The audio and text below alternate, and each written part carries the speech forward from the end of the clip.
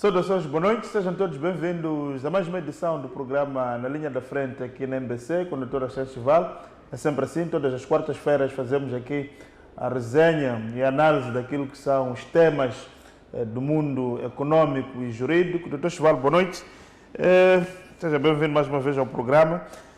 Como primeiro tema, vamos olhar para uma temática que tem ganha cada vez mais importância no nosso país, principalmente no que diz respeito com a proliferação aqui da medicina privada, de clínicas, que é a questão do erro médico. Assistimos situações em que, por erro ou negligência do pessoal de saúde, o doente termina morrendo ou mesmo sofre uma amputação. Recentemente houve um caso de uma criança que foi administrada mal a injeção e apodreceu o braço daquela criança. E não houve responsabilização até hoje por parte. Foi aqui no Estado Central de Maputo. Como é que olha para essa questão? E que muitas vezes também os próprios particulares têm medo, muitas vezes, de demandar o pessoal ligado à saúde, por temer eventualmente outro tipo de represálias. Mas como é que olha para essa questão? Bom, ainda bem que fala disso. Sim. E vamos começar mesmo pela parte final. Sim. Eu lembro-me que em 2013 ou 14, 13, a ter sido por essa altura, sim, em que houve o levantamento dos médicos, aquilo que chamaram de greve, e em algumas circunstâncias já tinha tecido comentários dando um parecer desfavorável a essa iniciativa da greve, e lembro-me que fui até uma unidade sanitária privada, tinha uma pequena complicação, e uma das primeiras perguntas que eu coloquei à médica que me atendeu foi se ela estava a favor ou não da greve. Para dizer que... para perceber se havia condições ou não de eu me sujeitar à administração dos fármacos que ela estava a colocar, por causa de ter uma injeção, e, portanto, para não ser objeto e sujeito de uma eventual retaliação médica, para dizer que, baseando-se neste pequeno exemplo, dá para perceber que há pessoas que, mesmo em situações de manifesto erro médico, evitam sequer abordar este assunto publicamente com este receio de amanhã, indo a uma outra unidade sanitária, poderem ser objeto de retaliação. Portanto, é preciso nós percebermos isso. E um segundo aspecto é que a maior parte das pessoas, quando ocorre uma situação dessas, vão mais às televisões que propriamente usar os mecanismos que são legalmente previstos para poder satisfazer os seus direitos, no caso até reparação de uma violação que tenha havido dos seus próprios direitos. E nós, dia muito bem, dando esse exemplo desse jovem que foi amputado, sim, nós temos situações de familiares que saem dos hospitais com danos que não tinham entrada. Nós temos alguém que entra para uma pequena cirurgia, depois sai de lá com outro tipo de complicação. Já tive dois amigos cujos pais pereceram por via de um erro médico. E estranhamente os dois iam operar aquilo que chamam de apendicite ou pedras, nos rins como chamam, e alguém acabou efetivamente cortando uma veia e eles perderam a vida. Então, não houve esta preocupação de ir atrás desses problemas todos. A par disto, é também verdade que os profissionais de saúde trabalham em condições precárias, com recursos insuficientes e muitas das vezes temem ser injustamente responsabilizados por resultados adversos que nada tem a ver com a negligência. Ou seja, há aquelas situações em que há um dano causado a um doente que não tem que ver com um problema da atuação do profissional de saúde. Às vezes é mesmo por insuficiência. Suponhamos que vamos a um hospital e há necessidade de administrar um certo medicamento que o hospital não tem. Situações há em que já nos disseram que profissionais de saúde que não têm reagente sequer. Eu estou a falar de hospitais como o de Mavalane, por exemplo. Não tem reagentes, não tem luvas. Então, situações dessas ocorrem a par dos problemas ligados ao erro médico a que nós temos estado aqui a fazer referência. A verdade é que, dos dados da Organização Mundial de Saúde, há uma estimativa de que 10% dos doentes hospitalizados sofrem algum evento adverso evitável, ou seja, são vítimas do erro médico, do erro do profissional de saúde de classe A. Infelizmente, em Moçambique não existe um registro público de queixas, portanto, não tive acesso a existir. Não existe essa cultura. Primeiro não existe essa cultura, depois não há um registro de queixas por erro médico, o que, do ponto de vista estatístico, esse dado é invisível. A gente procura aí em várias páginas, nos dados do Ministério da Saúde, não temos sequer registros dessas queixas apresentadas. É verdade que a Ordem dos Médicos, por exemplo, tem um conselho deontológico, cuja competência é justamente disciplinar a atividade médica, mas a sua atuação, no caso, é muito pouco conhecida do ponto de vista de decisão sobre situações ligadas a erros médicos. Agora, aqui também é importante nós fazermos uma distinção essencial quando nós falamos do erro médico. Em primeiro lugar, é preciso dizer que não é necessariamente erro médico as seguintes 4 situações. Primeiro, um resultado adverso inevitável. Imaginemos que alguém é hospitalizado com um problema de cancro e o hospital tudo faz, às vezes para ver se resolve este problema deste doente, e chega a essa conclusão de que, infelizmente, a doença evoluiu para um certo estágio e, obviamente, o doente pereceu ou teve outro tipo de complicações, porque, efetivamente, há esta evolução da doença, começou a dizer. Então, aqui é preciso não confundirmos essa situação com a situação do erro médico. Há também uma situação ligada ao risco inerente a qualquer intervenção cirúrgica. Vezes há em que dizem, olha, nós vamos proceder a esta intervenção cirúrgica, ou seja, há necessidade de proceder a uma intervenção cirúrgica, entretanto, há um risco. Você aqui, por exemplo, tem chance de 10% de sair vivo. Situações dessas, vários médicos já disse, isto não pode ser considerado erro médico. Por outro lado, nos casos em que há uma morte para um doente já em estágio terminal que tinha sido instalado. Portanto, quando o doente chegou à unidade sanitária, estava quase que em estado terminal, havendo um óbito por conta disso, não pode ser considerado erro médico. A outra e última situação a que eu fazer referência, um pouco que eu citei antes, é a ausência de recursos materiais no hospital público. Chegamos a uma situação em que não temos determinado medicamentos que têm que ser administrados a um determinado doente e este doente ou morre ou sofre uma certa sequela, isso não pode ser considerado erro médico. É verdade que o Estado, como dissemos na semana passada, pode ser responsabilizado em função da ausência dessas condições no próprio hospital público, nesse caso. Em todo caso, isso não pode ser imputado como erro médico a quem quer que seja. Agora, situações que podem configurar erro médico, em primeiro, nos casos em que há um diagnóstico errado por falta de diligência. Ou seja, chegamos a uma situação em que o médico diz que este paciente padece de uma situação e não de outra, e às vezes ele não prestou atenção, os resultados dos exames estão lá, ou não olhou muito bem, por exemplo, aquela membrana do raio-x, portanto, vai determinar uma causa diferente daquela que é efetivamente conhecida. Eu me lembro de uma situação de alguém que foi a um hospital,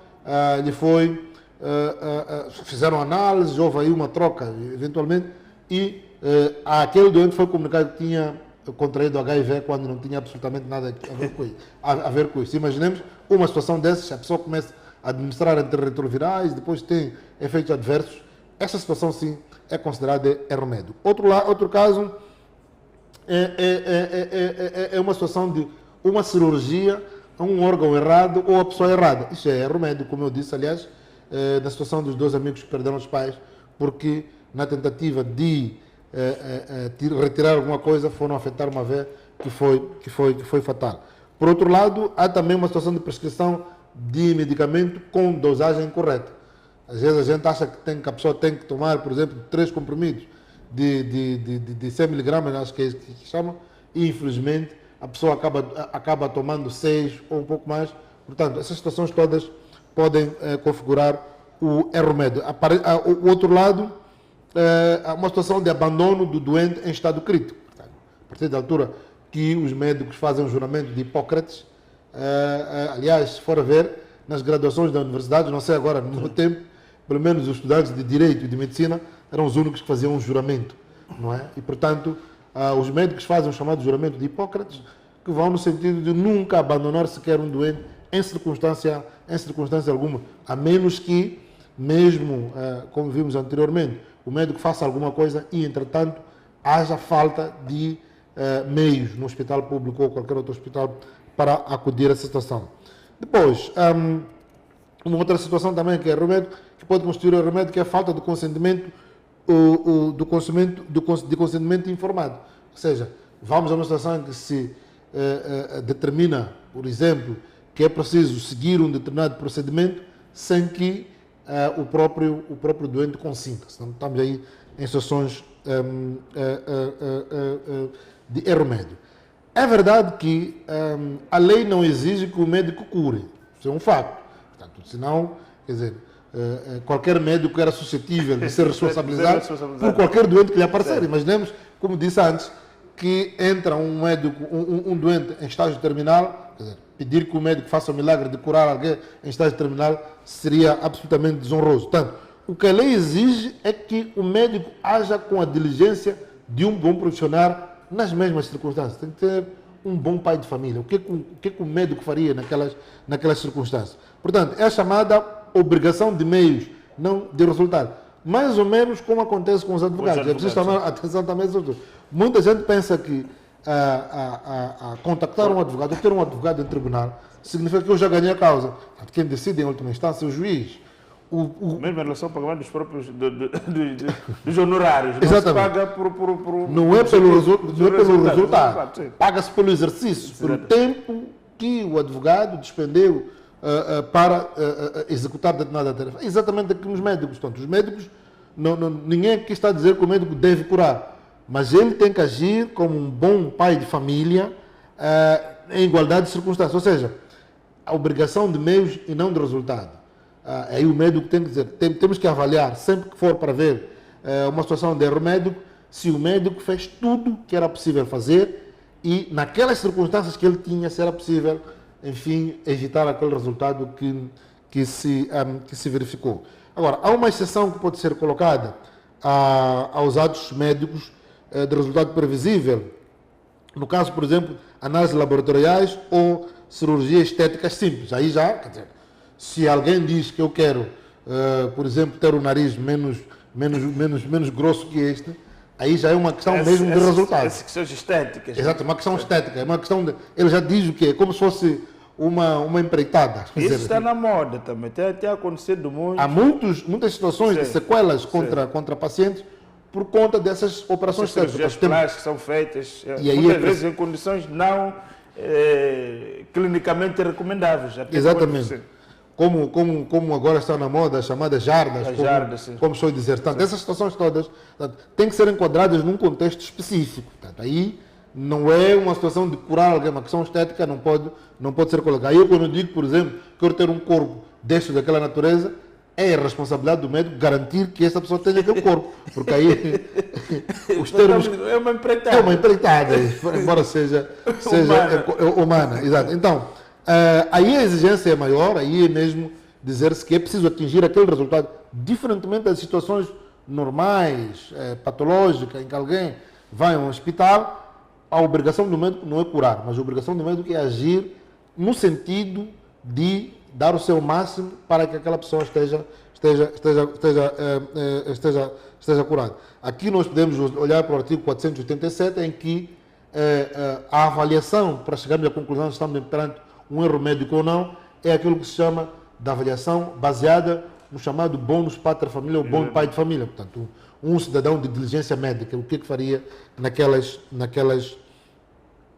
situações todas. Agora, imaginemos que a situação é clara, temos um problema específico e claro de erro médico, em que não há aqui um problema de outra natureza. É importante percebermos quem é que vai ser responsabilizado em face disso.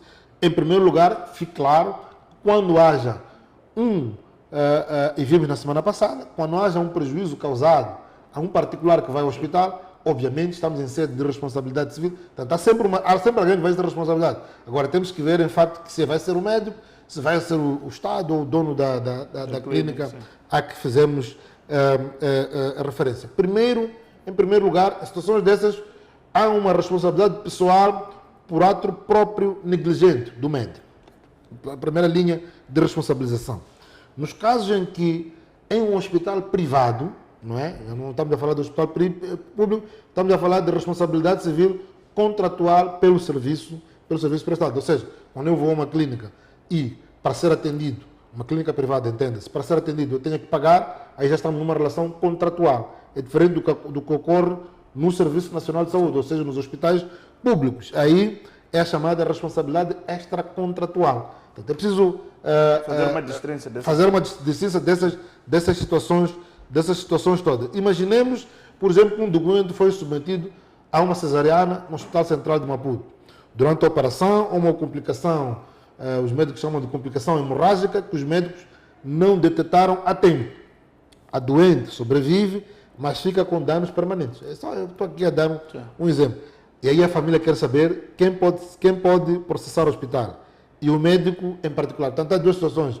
Olhamos sempre, e já vimos situações em que as pessoas vão às televisões, falam de um determinado médico. Já tive uma prima que é médica, que, enfim, foi objeto dessas queixas todas ao nível das televisões, redes sociais, agora está na moda, em que as pessoas foram dizendo tudo o que quiseram dizer. Agora, há aqui um ponto de tensão importante. É que nos hospitais públicos, como eu disse antes, a responsabilidade aqui recai sobre o Estado. Portanto, já estamos no campo da responsabilidade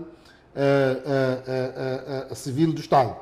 Mas o processo de execução de sentenças contra o Estado, como já vimos, é extremamente difícil. A gente temos um regime muito alargado de empenhorabilidade dos bens do Estado e a partir daí se torna complicado para os particulares poderem lançar mão de meios para obterem um ressarcimento em face do dano causado. Portanto, há aqui também que ter em linha de contas esta questão toda das dificuldades que existem quanto à possibilidade de poder primeiro demandar o Estado e depois obter dele compensação em função até deste regime da empenhorabilidade alargada dos bens do Estado. Nós falamos antes sobre o que se designa consentimento informado, ou seja, a falta do consentimento informado. Imaginemos que há um doente que vai a um hospital, tem alguma complicação, obviamente que o doente tem o direito de ser informado dos riscos de qualquer intervenção. Aquilo que eu dizia um pouco antes. É preciso que a gente diga, olha, vamos proceder a essa intervenção, mas os riscos são estes, aquele outro. Você pode sair daqui vivo, como às vezes não. Obriga-se que assine um termo de responsabilidade, exatamente. E sobretudo essa questão toda, a pessoa que é responsável por este doente, por favor, assine-nos aqui a confirmar que consentiu no sentido de ser submetido a esta intervenção cirúrgica, por exemplo. Portanto, se o médico não obteve este conhecimento esclarecido e ocorre um dano que o doente teria evitado se, por exemplo, tivesse sido avisado ou podia ter autorizado. Exatamente. Há, nos casos, responsabilidade civil. Isto é extremamente importante. E a base legal, primeiro, são os princípios gerais que nós temos do nosso direito, orientações da Organização Mundial de Saúde, e, no caso, podemos falar também do artigo 89 da Constituição da República de Moçambique e outra doutrina do ponto de vista do direito médico. Aí já é um exercício um pouco mais complicado. É óbvio que estamos a falar de responsabilidade civil, mas há sempre uma dualidade de responsabilidades. No caso é a responsabilidade civil, nas circunstâncias que fizemos referência, mas também existe a possibilidade de, em face de um erro médico, estarmos em sede de uma responsabilidade penal. E aqui é preciso nós distinguirmos situações de negligência comum, que cabe à responsabilidade civil, ou negligência grave, que obviamente vai cair uma responsabilidade penal. Quais seriam as situações de negligência comum? Aqui dá obviamente lugar à responsabilidade civil. Primeiro, erro da avaliação por falta de atenção. A gente avaliou mal um determinado diagnóstico que fizemos, há daqueles... eu um dia tive um colega que foi a uma unidade sanitária pública e diz que a pessoa que lhe atendeu disse, bom, a sua diabetes subiu um pouco hoje, mas quer dizer, eu perguntei se fizeram algum exame, não houve nenhum exame, quer dizer, acho que aquilo Foi um achômetro. é um achômetro, em função da experiência, do empirismo que lá estava. Portanto, há casos em que há um erro da avaliação da situação em concreto, e hoje em dia também, porque já estamos naquela fase em que há chamadas consultas ao telefone, portanto, ligamos para o médico, o que é que estás a sentir? Do lado esquerdo, o que é que tem? Tudo mais isso, e às vezes pode ser que haja um erro da avaliação por alguma desatenção do próprio médico, que obviamente aí estamos no campo da responsabilidade civil. Haverá casos também de prescrição inadequada por desatualização. Vamos supor, eu nos tempos, no nosso tempo, em que nós tínhamos problemas de malária, praticamente nos davam sempre a cloroquina. Isso não faltava. Hoje, parece que há outros, já não ficam com malária já há uns bons anos. Não sei quais são os fármacos. Claro, era logo... Portanto, a gente já sabia que era o sistema tático 442 que nos davam a malária. Metia sempre naquele defeito com caqui. Com caqui, papel caqui. Portanto, nessa altura. Hoje em dia, se a gente administrar, por exemplo, uma cloroquina, não faz sentido. Aí já é um erro de prescrição. Até porque parece que este fármaco foi retirado, se não estiver errado. Pois, nos casos em que eu atraso no diagnóstico, mas sem dolo, imaginemos que há a situação de superlotação, há um diagnóstico feito, mas depois há ali um pequeno atraso que obviamente pode ser fatal. Esta situação é de responsabilidade civil. E a consequência que nós temos em face da ocorrência de cada uma dessas situações a que fizemos referência, ou seja, quando há negligência comum, o que cabe é uma indemnização, porque estamos em fase de responsabilidade civil. Agora, quando se trata de negligência grave, e aí a responsabilidade é penal, e temos algumas situações que podemos nos referir. Por exemplo, nos casos em que um médico atua em estado de embriaguez. O médico tem que ser o mais sóbrio de todos quando for analisar um doente. Se um médico analisa um doente e faz uma prescrição em estado de embriaguez, obviamente aí já a negligência é grave e não pode ser considerada em sede de responsabilidade civil. Depois, casos em que há um abandono deliberado do doente em risco. Obviamente que isso já tem outro tipo de consequência que não pode ser considerado em sede de negligência comum. Situação em que há também uma cirurgia sem qualificação. Há casos, e justamente temos algumas insuficiências no nosso próprio sistema de administração da saúde, em que devia ser um cirurgião a operar alguém, passa a ser uma outra pessoa, sem qualificações para tal, e depois isso leva a um dano ou morte, por exemplo. A última situação é da falsificação do processo clínico para ocultar um erro. Portanto, há um erro, quer dizer, um erro acima do outro, portanto, comete-se um erro para ocultar o outro. Essas situações todas dão lugar à prisão, quando for aplicá-lo, e uma indemnização. Portanto, aqui não é apenas uma mera indemnização. Há consequências penais, que pode ser uma pena de prisão, acrescida de indemnização. E aqui, às vezes, nós nos perguntamos qual é o papel do Ministério Público. Obviamente que a ação, o ente público com competência para iniciar processos penais obviamente, o Ministério Público, e não só, situações mesmo de responsabilidade civil médica. Portanto, o Ministério Público pode iniciar um inquérito, mesmo que a família não apresente uma queixa formal. É o papel do Ministério Público haver esse procedimento, desde que para si chegue ao conhecimento a ocorrência de situações de morte ou lesão grave por negligência médica. Portanto, o problema de novo vai ser o da raridade de peritos para proceder a esse tipo de investigação. E sabemos também que o país também não tem muitos médicos forenses, não tem muitos técnicos de investigação forense nestas matérias todas, para poder ver o que efetivamente pode ser e qual a decisão que pode haver se no caso estamos perante um erro médico que configura uma situação de negligência comum ou negligência grave. Às vezes esse é o desafio que nós temos que ter no caso. Agora, questões práticas para os particulares que possam sofrer situações de erro médico. Posso ver consequências em função do erro médico. Primeiro, é preciso documentar tudo que o ligue a essa situação, ao hospital, por exemplo, guardar exames, prescrições, relatórios, receitas e toda a correspondência com o hospital. Isso é importante se nós quisermos avançar, por exemplo, com o processo em caso de erro médico. Depois, é bom também solicitar cópia do processo clínico. Não é? É um direito, às vezes as pessoas não sabem disso, mas é um direito. Às vezes o como não doente, aceita. mas às vezes não aceita. E médicos dizem, não, mas o senhor não pode ver. Não, mas isto tem a ver com a minha vida. Eu tenho o direito de saber o que está aí escrito, porque amanhã, eventualmente, pode haver um erro. Naquelas situações que eu disse, que o médico pode falsificar o processo para ocultar um erro, eu tenho que estar documentado a esse respeito.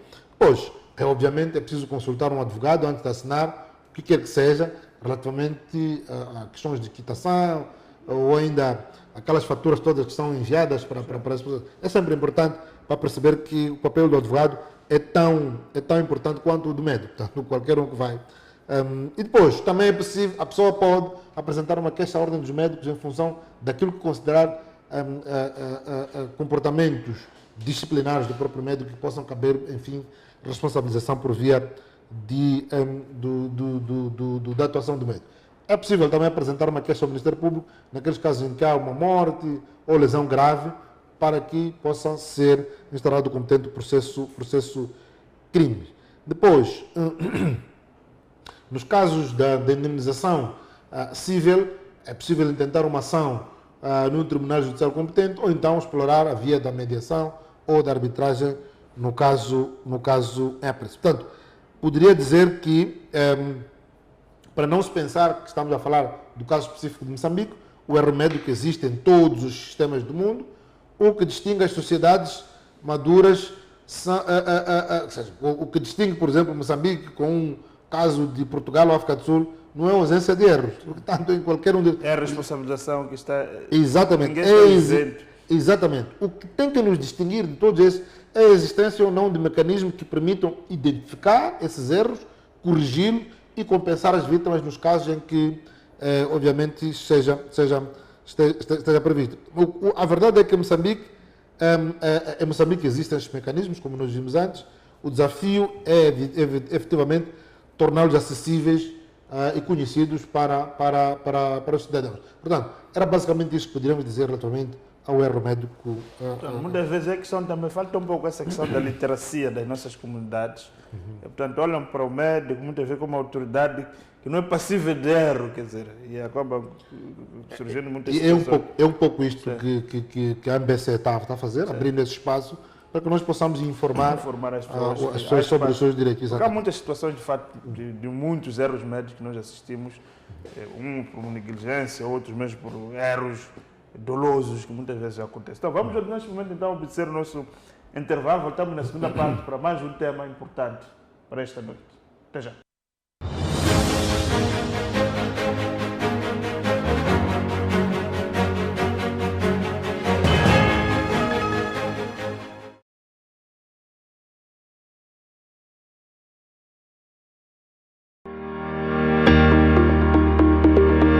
Moçambique será palco de um dos maiores encontros internacionais dedicados ao setor da saúde. A Mozambique Medical Expo 2026, segunda edição.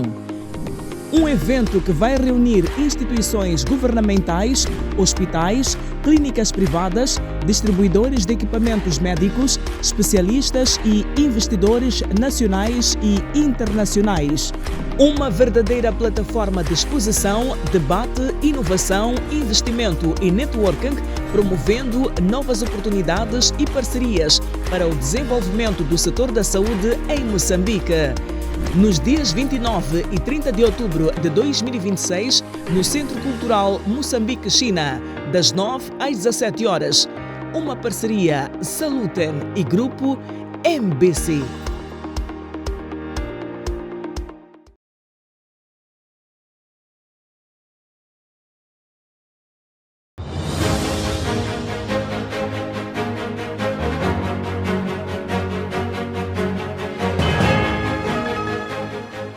Estamos de volta então para a segunda parte do nosso programa Na Linha da Frente, aqui na MBC. Doutor Chivá, Esse segundo tema que nós queríamos explorar de si era perceber a questão da usura. Primeiro, explicarmos do ponto de vista jurídico o que é isto. E também essa questão, parece que na cidade de Maputo, ou nas grandes cidades, há uma proliferação de pessoas que promovem empréstimos informais. Muitas vezes, outro vez falávamos aqui da agiotagem, mas essa questão dos juros extorsivos, muitas vezes que fazem com que as famílias acabam se desintegrando por causa da questão das dívidas e por aí em diante. É uma questão muito séria, que muitas vezes o Ministério Público tem andado muito à margem dessa questão, mas que, de facto, a par do fenômeno da multiplicação religiosa e do jogo, são situações que nos últimos tempos têm estado, de facto, a contribuir para a corrosão das famílias. Era importante nós ouvirmos se como é que esta questão pode ser abordada também. Bom, essa questão está um pouco ligada à crescente informalização da nossa economia. Portanto, se formos a olhar algumas estatísticas, portanto, alguns dados que fomos aí consultando, dizem que, por exemplo, mais de 60% da população adulta não tem uma conta bancária ativa. Portanto, pelo menos, fomos a ver os vários relatórios que o Banco de Moçambique tem estado a apresentar, o Instituto Nacional de Estatística, levam-nos a esses números de quase 60% da população adulta que não tem uma conta bancária ativa. Até pode ter, alguns sequer usam, já há anos estão estagnadas ou ainda já foram encerradas. Ou seja, nós olhamos para a questão da informalidade não apenas nesta componente de crédito, na relação bancária, como uma realidade absolutamente estrutural da nossa economia. Não é uma questão episódica. Portanto, nós, quando olhamos para o tecido social, vamos ver que há muita gente que leva a que o dinheiro circule em circuitos informais, sem o controle do Estado, sem possibilidade de cobrança de impostos e, em alguns casos, eu entendo que assim é, põe em causa até a segurança do Estado. As pessoas podem pensar que isto é um exagero, mas a verdade é que com essa proliferação das chamadas dos chamados esquemas de empréstimos informais, ou mesmo os chamados tickets, tudo isto tem um potencial enorme de colocar em causa a segurança do Estado. Portanto, podem pensar que agora estou a usar linguagem mais militarizada, mas a verdade é que quando se fala de segurança do Estado não é apenas a componente de tiros e por aí em diante. É a possibilidade de, neste esquema todo, poder-se levar ou introduzir recursos ilícitos, garantir o financiamento ao terrorismo e outro tipo de criminalidade. Portanto, isto é importante. Portanto, é um desafio que eu lanço até antes mesmo de nós avançarmos ao próprio Estado moçambicano para levar este assunto a sério, só apenas de, passado alguns anos, vermos capturados aqui, virar uma espécie de um Culiacán, qualquer. Um dia a gente só fala das chamadas dos cartéis, quando está a falar de droga.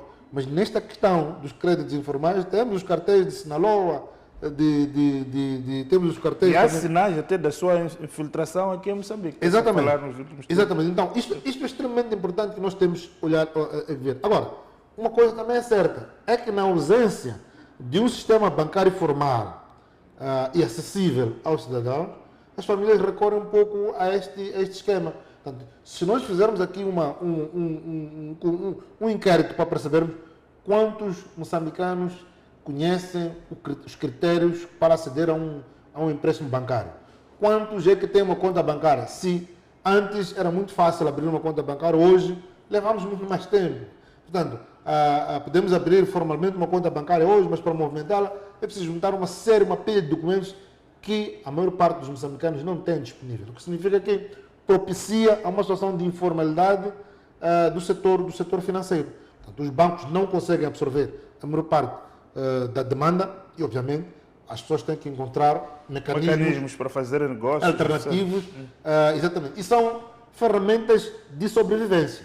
É um facto. E beneficiam e garantem até a sobrevivência, como eu disse, dos moçambicanos. Entretanto, há também um fenômeno ligado a isto, que é a exploração desse esquema de forma abusiva, tornando-se muitas vezes uma armadilha que pode custar uma casa, uma viatura e até vida de pessoas. Portanto, é preciso nós olharmos um pouco isto, apesar de, obviamente, isto ajudar, em função até das dificuldades que o próprio sistema formal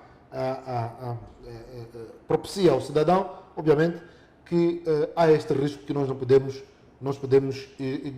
ignorar. Por isso é que é importante nós falarmos, por exemplo, do que é usura e quando é que é crime, se o chitique tem ou não proteção legal, e o que pode fazer um cidadão quando cai numa armadilha desta natureza. É importante chamar a atenção a isso. E nós, se nós olharmos, por exemplo, as taxas de juros aplicáveis nesse tipo de negociado, andam entre os 20% e 30%. Ou mais, 40%, 50%. Dependendo da aflição da pessoa e da urgência, as taxas de juros podem ser aplicadas muito mais à situação. Portanto, olhamos isto como, primeiro, e dissemos bem, uma situação que resolve um problema, entretanto, é também uma armadilha que pode trazer problemas extremamente graves. A verdade é que tem sido prática cobrar juros excessivos ou impor, às vezes, condições manifestamente desproporcionais num contrato de empréstimo. Sobretudo, nos casos, como eu dizia, em que há uma urgência e necessidade acrescida dessa pessoa. Aqui, não estamos apenas numa situação moralmente que vai ser combatida, mas também uma situação de crime. É preciso nós termos isto presente. Agora, é importante nós distinguirmos situações de crédito informal lícito do crédito informal ilícito, neste caso a usura. Quais seriam as situações do crédito informal lícito? Por exemplo, os chamados empréstimos entre familiares ou amigos, sem juros ou com juros razoáveis. Portanto, temos um grupo de estica, criamos uma cooperativa entre nós, entre aspas, um grupo de apoio mútuo. De apoio mútuo, é assim que chamamos, um grupo de apoio mútuo e pronto. Sabemos que todos os fins de semana ou de fim de mês vestem roupa quase igual para ir comemorar a casa de alguém. Portanto, se forem situações dessas em que os juros estão razoáveis, não acima daquilo que a lei própria prevê, que são 5%, e nos casos em que também não há juros, aí é um crédito informal, mas é lícito, portanto, não viola... Está dentro daquilo que é a previsão legal. Exatamente, está dentro daquilo que é a previsão legal. Estamos a falar, por exemplo, no caso do estico organizado de boa-fé e entre participantes conhecidos. Portanto, aí não sabemos que isto é só para ajudar. Se eu tenho, por exemplo, a necessidade de comprar uma viatura, mas se formos 10 amigos que contribuem para eu comprar a viatura, depois devolvo a cada um deles em função das necessidades, aí não há, apesar de ser informal, não é ilícito. Mas também há situações de alguns microcréditos concedidos por uma instituição registrada no Banco de Moçambique. Temos instituições de facto de microcrédito que atribuem, aí não há problema nenhum. Ou então casos em que há acordos escritos com claras condições claras e proporcionais. Eu posso emprestar dinheiro a alguém e digo, olha, vais-me devolver talvez mais uns 5%, e, portanto, está claro e não há necessidade aqui de fazermos um monte de coisa. Até aí não há problema absolutamente nenhum. Quando é que já estamos em situações em que caímos em matéria de foro criminal? Primeiro, naqueles casos em que há empréstimos com juros mensais superiores ao dobro da taxa legal. Quer dizer, são os tais 35%, 40%, 20% que obviamente estamos aí, no caso de usura, isso já estamos no campo de crime. E aqui é preciso dizer que algumas das pessoas que praticam este tipo de empréstimos, com essas taxas, socorrem-se de oficiais do Cernic, então, como instrumentos de pressão e de cobrança. Houve tempos em que a forma eficaz, entre aspas, de cobrar isso era levar o indivíduo algures para o Xiango antes da abertura da circular, assim que se resolviam os problemas. Eram molestados. Eram molestados, até que ele próprio... Até assina declarações de acréscimo de juros.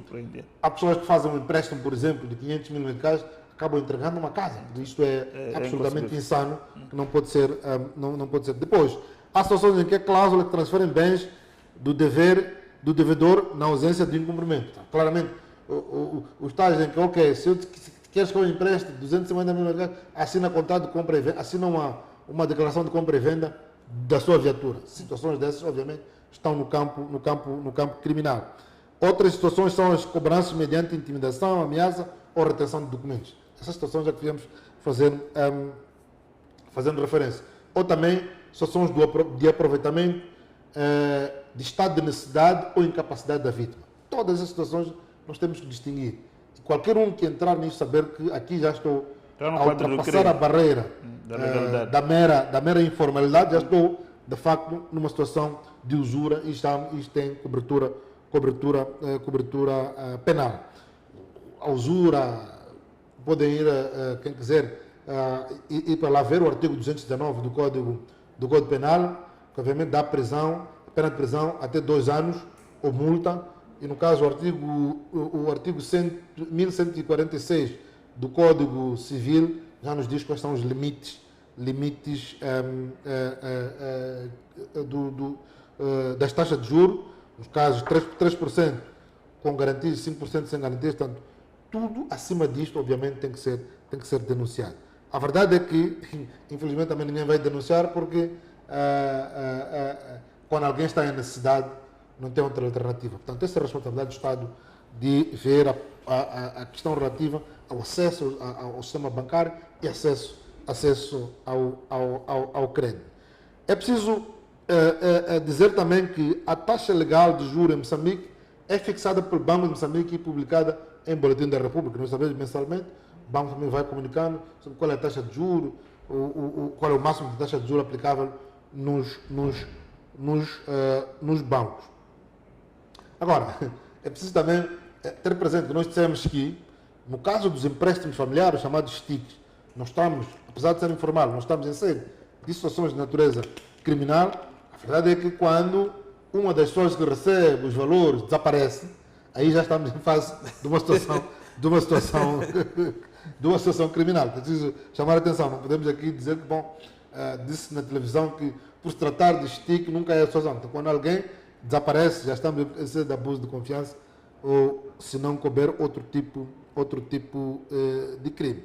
Portanto, podemos dizer também que o STIC é um contrato atípico da Associação para Fins de Poupança Coletiva.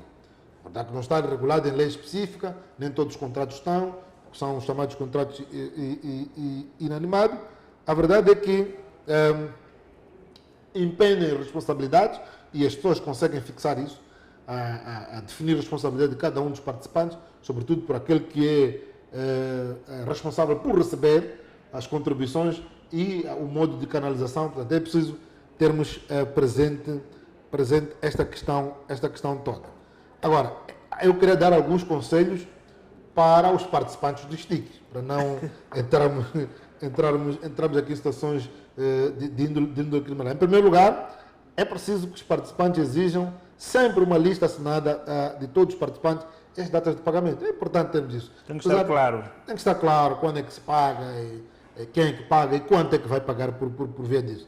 É preciso também guardar os recibos de cada contribuição. Ainda que seja um papel manuscrito, é preciso guardar e saber qual é. Isto é o Belmiro que contribuiu no dia X. E é sempre bom preferir STICs com pessoas conhecidas e de confiança, para não termos situações em que entramos num regime dessa natureza, desconhecendo o histórico deste grupo, e aí podemos ter esse problema. Agora, se os valores estão a ser movimentados forem significativos, nada impede que possamos pedir, por exemplo, a presença de uma testemunha que vai verificar tudo quanto foi dado. Agora, o grande problema nessa questão dos STICs é a ausência de documentação. Nem sempre há documento escrito. Muitas das vezes é mesmo algo apalavrado e, obviamente, isso costuma ter problemas sérios para a recuperação. Agora, é importante também dar algumas dicas relativamente a alguns sinais que nós podemos ter quando há, porque, feliz ou infelizmente, tem havido muitos convites para esse tipo de grupos, para esse tipo de créditos, de programas, vejo muita gente a chorar nas redes sociais. Depois desaparecem esses indivíduos. Então, vamos falar aqui algumas dicas sobre como é que nós podemos, obviamente, olhar para isso. Quais são os sinais de alerta numa situação, numa instituição financeira, entre aspas, informal? Primeiro, nós temos que exigir que essa pessoa nos apresente o número de registro do Banco de Moçambique. Muitos camparem, não sei o quê, mas às vezes é importante, porque temos pessoas que têm alvará para vender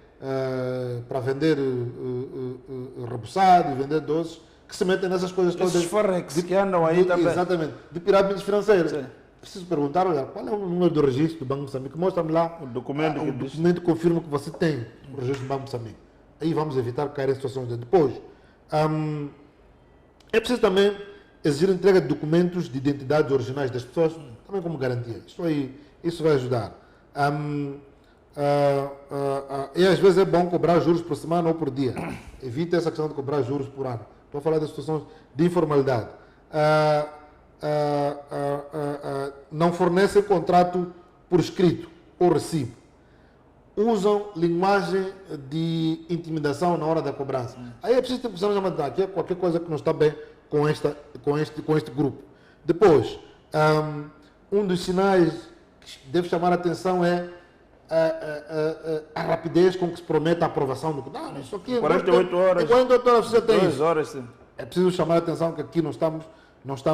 É verdade que muitas das vezes a gente ignora isso porque estamos na aflição. Mas é preciso ter presente que aqui alguma coisa significa que este grupo está a agir no âmbito da pirataria. Depois, quais são os direitos que o devedor tem nessas situações, mesmo que se trate de um crédito informal? É preciso que se exija, por exemplo, o recibo de cada pagamento. Eu estou ali, para ser informal, por favor, eu fiz pagamento de parcela X, passo-me um recibo a confirmar que já foi feito o pagamento. É também um direito de saber o valor total a pagar. Nos casos em que eu vou pedir um empréstimo, cobra-se de juros, eu tenho que saber, no fim, quando é que eu devolvo. Isto é, capital mais juros, para estar muito claro. Também eu tenho o direito de exigir que haja redução dos juros abusivos. Obviamente, que nem sempre é possível em caso da aflição, como dissemos, mas é um direito que assiste a quem está lá. Depois, obviamente que em face de uma situação dessa, eu posso apresentar uma queixa ao Banco de Moçambique. Se disser que, olha, há aqui uma instituição ou um grupo que está a agir fora dessas normas, já não está no campo do crédito informal lícito, eu posso apresentar uma queixa ao Banco de Moçambique ou ao Ministério Público. Portanto, isto é importante chamar atenção. Para finalizar, algumas dicas. Primeiro, é bom não assinar o que quer que seja sob pressão. Se a gente assina sob pressão, nem sempre temos tempo de ler o que lá está escrito, porque há alguns que até aparecem com documentação, com contratos, como se fosse uma instituição séria. Mas sabemos que não tem absolutamente registro algum. Portanto, é importante nós percebermos o que estamos a assinar, porque amanhã pode ter consequências gravosas para nós. Por exemplo, também guardar todos os documentos que tivermos trocado com essa pessoa, recibos, talões de depósito, registro de transferência de empresa ou de outra natureza, ou que sejam bancárias. Mas é preciso calcular os juros reais. Preciso olhar e ver se os juros cedem aquilo que legalmente está previsto, aí nós podemos dizer o que é que está em casa. Se houver casos de intimidação, no caso do ato de cobrança, temos o direito de apresentar uma queixa ao Ministério Público. Também, por via disso, também podemos denunciar ao Banco de Moçambique. E, finalmente, por que não? É sempre bom consultar um advogado antes de nós nos metermos nessas situações todas. Agora, uma questão importante, e mesmo em jeito de fecho, que é preciso chamar a atenção, é que o crédito informal não é algo que vai desaparecer. Não vai.